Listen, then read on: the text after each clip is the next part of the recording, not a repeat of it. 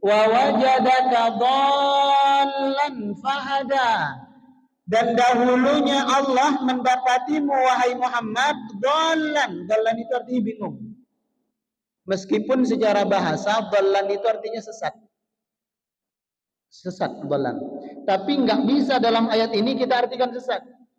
Makanya dulu sempat ada ustadz viral. Ada ustadz yang digemari oleh anak muda dulu. Sempat viral. Karena beliau mengartikan ayat ini wa wajadaka dhallan fahada, dan dahulu Allah mendapatimu wahai Muhammad dalam keadaan tersesat, lalu kemudian Allah memberikanmu petunjuk.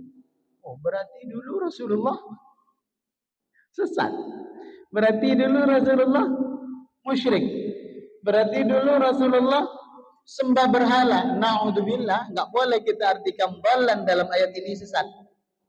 Karena sebenarnya secara bahasa dhallan itu artinya bingung. Kenapa dalam ayat ini disebut wa wajadaka dhallan, dan dahulu Allah mendapatimu wahai Muhammad dhallan, bingung. Apa maksudnya bingung? Ketika Nabi Muhammad diutus jadi nabi dan rasul, beliau itu bingung dengan keadaan masyarakatnya. Ketika beliau menerima wahyu untuk menyembah kepada Allah Subhanahu wa taala, tapi justru melihat keadaan masyarakatnya berbeda-beda. Ada yang ketika pagi tiba dia beribadah karena dia menyembah matahari.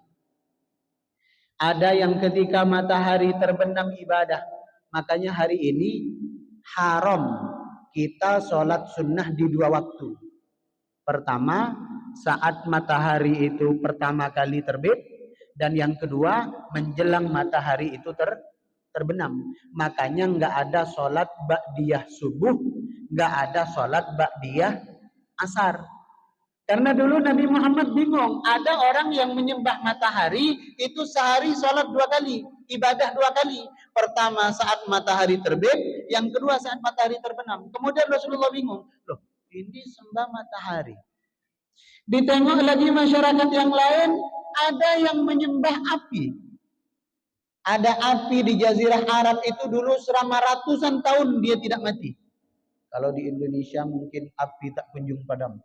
Ada itu di beberapa daerah, termasuk di Madura. Nah itu disembah. Nabi Muhammad bingung, loh ini ada yang menyembah api lagi. Ditengok lagi masyarakat, ada yang menyembah batu, lebih bingung lagi. Nggak selesai sampai di situ, ada yang menyembah pohon besar. Ditengok lebih luas lagi, ada yang menyembah anak lembu, anak sapi. Makin bingung Nabi, ini mana yang benar ini ya Allah? Maka atas kebingungan Nabi itu fahada, Allah berikan petunjuk, Allah beri jawaban. Akhirnya Allah menjawab, dari sekian banyak agama yang dipercayai oleh manusia, dari sekian banyak Tuhan yang disembah oleh manusia, innad dina indallahil Islam. Hanya agama Islam yang diakui dan diverifikasi oleh Allah Subhanahu wa taala. Kemudian menjadi legalah hati Nabi Muhammad karena telah diberi petunjuk tentang siapa yang mestinya disembah, tentang agama yang mana yang mestinya diikuti.